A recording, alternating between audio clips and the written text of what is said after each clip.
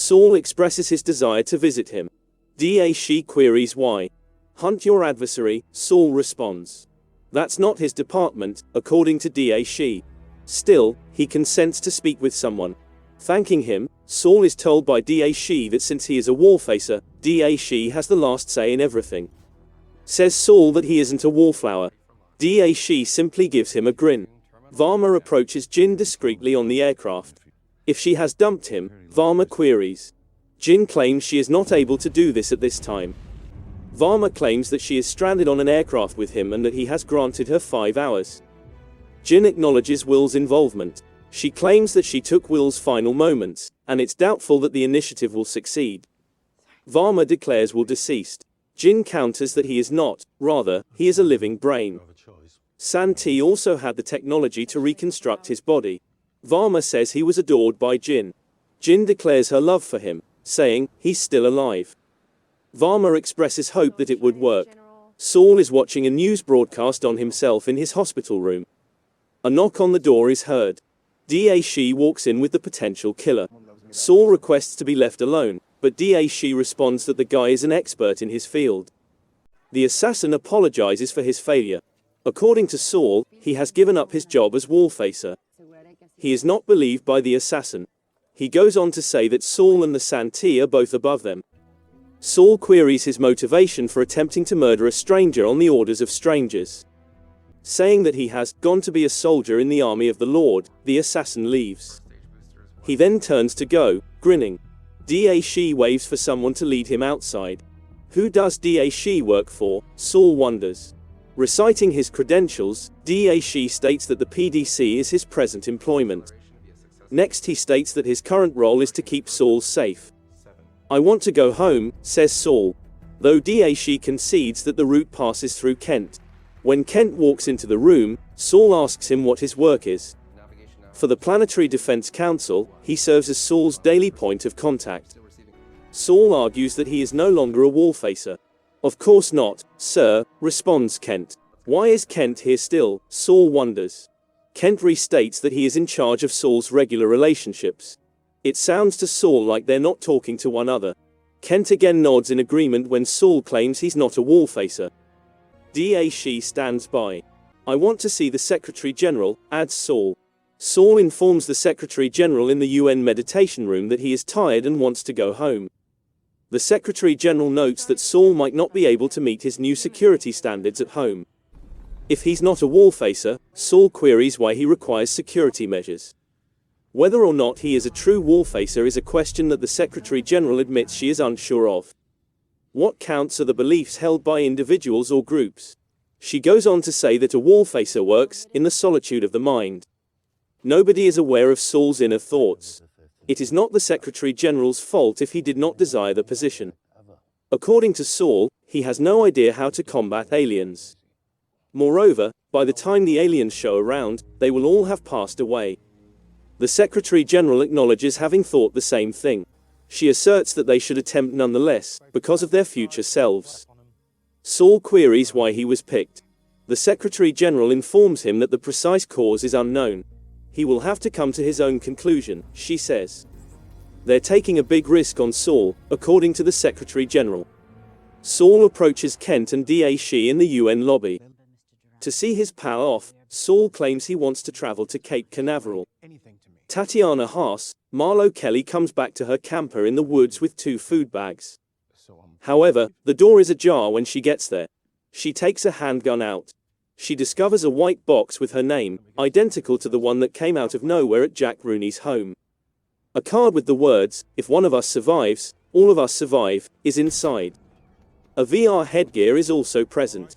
Tatiana dons the protective gear. A menacing tune begins to play. Will's brain is placed into the rocket at Cape Canaveral. Wade informs Jin that Will's brain was used to contain the seeds she requested. The countdown starts. The rocket takes off. Jin is watching, flooded with emotion. Varma is observing Jin. Kent, Saul, and Daesh enter the control room. Jin gives him a hug and inquires as to his safety in this place. Saul claims to be dressed in a bulletproof suit. Wade tells Daesh he was fortunate. He goes on to say that they genuinely want Saul gone. Da Shi claims that people recognize his value since he is my enemy's enemy. Wade asks Da Shi whether he's comfortable with him being shackled to that youngster for the rest of his life. Wade responds, no, when Da Shi asks whether he has an option. Da Shi responds that it's okay with him. Varma walks over to Saul and Jin and inquires about their well-being. After providing an update on Wool, Jin quickly leaves Varma. Da Shi goes after Saul, and Saul goes after her. Jin queries whether Saul has spoken with Augie Salazar, Asa Gonzalez. He finds out why he hasn't. Both Jin and Augie, according to Jin, detest what they did to Will. Saul claims that Will made his decision. He claims Will adored her and would have done anything for her. Saul dreams about the day when someone will truly adore him. Jin suggests that it could already be done. Then she walks away from him. After pulling out his phone, Saul glances at it. Augie is located in Mexico's San Luis Potosi. She is describing how water may be cleansed of contaminants such as germs, parasites, and pesticides using nanofiber filters. The residents claim to already have effective filtration. However, Augie asserts that they wouldn't be facing a dysentery outbreak if they had effective filters. She then declines Saul's call and carries on assisting the locals. Jin surveys the NASA professors in Florida. She soon joins Wade, Saul, and the others in the control room within Mission Control to keep an eye on the probe's progress. They expel the first stage boosters. The sail spreads out when it is deployed. There is some cheering when Augie's sail functions as planned. The first nuclear weapon is approached by the probe. The countdown to the explosion starts. The first nuclear weapon goes off without a hitch. The probe starts to speed up. Further acceleration of the probe is achieved by the successful detonation of the second one. Now that he's flying, Saul remarks. The third explosion then goes off without a hitch. A cord breaks that connects the probe to the sail. Alarms go off. The probe starts to stray from its intended course. This implies that it won't get to the fourth and later nuclear weapons. There has been an irregularity, the commentator suggests. Jin starts to sob. Everyone is depressed. Wade speaks to Jin incoherently. The probe is shown in its last image disappearing into space. Wade's on a call on his jet. Giving Wallfacer Bolan anything he wants, he orders the man on the line. He reads a news story on how world leaders are reacting to the Wallfacer proposal. However, Safon's voice interrupts him, and soon after, he appears on a screen. They would have loved to meet Will, according to Safon. If Wade's delicate humanity endures cryogenic storage, she goes on, they would like to meet. The plane's power is out. The engines sputter, and Wade is sucked into complete darkness. The lights return to flickering. Wade asserts that he must be doing something right if they are observing him. Safon concurs, he's a capable leader. She goes on to say that Wade is a part of their goal and should know that there will be a place for him when they get there. She disappears off the screen. However, after a moment, the lights flicker and she appears to be inside the plane with him. They will always be with Wade, according to Safon. They'll see anything they want him to see, she claims. Until the day of your death, she says. Wade watches a retinal countdown while she talks, which rapidly approaches 0. Sitting next to him is his own corpse, eyes gone and blood seeping from its sockets. Safon is no longer alive. A military transport jet continues to fly outside the aircraft. Jin sits at the pool at the Magic Beach Motel with Saul.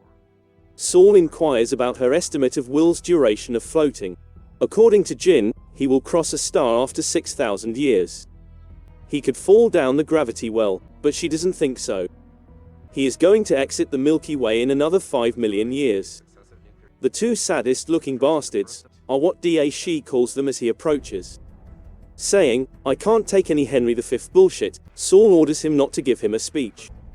Da Shi claims to have acted in a school play as Henry V. According to Saul, going through periods of depression can be a natural reaction to life.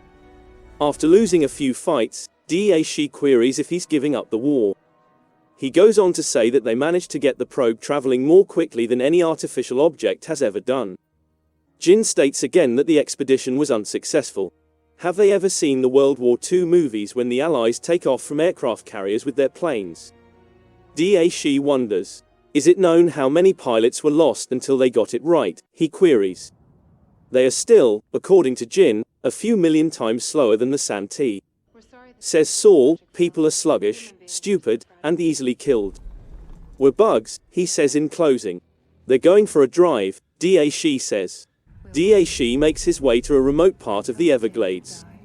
Exiting the vehicle, they go.